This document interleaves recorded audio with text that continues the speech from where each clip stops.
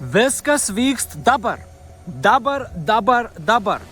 Vakar yra depresija, rytoj yra stresas. Dabar. Susikaupk į dabar. Kas vyksta dabar? Pajausk save aplinkau. Pajausk, kaip tu sėdi kur nors, pajausk, kaip tu stovi kur nors. Aš dabar esu miške, ne, aš gamtoje esu.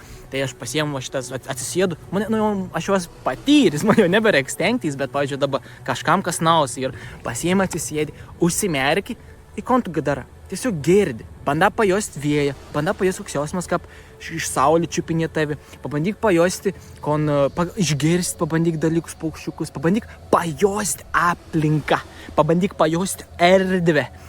Būk momente, nes momente viskas vyksta. Neįsiplėsiu per daug, bet žinok tokį dalyką, kad bet kokia situacija, kokį tu nori daug, viskas vyks dabar. Viskas vyksta dabar. Dabar. Tu žiūri šitą video, vyks dabar. aš filmuoju šitą video ir tu žiūri šitą video dabar. Tai ir dabar. Tai ir dabar. Nėra taip, kad aš rašiau ir įkėliau, ne, taip neveikia. Viskas vyks dabar. Dabar. Tai susikaupk ir visą laiką būk sąmonings, kad viskas vyksta dabar.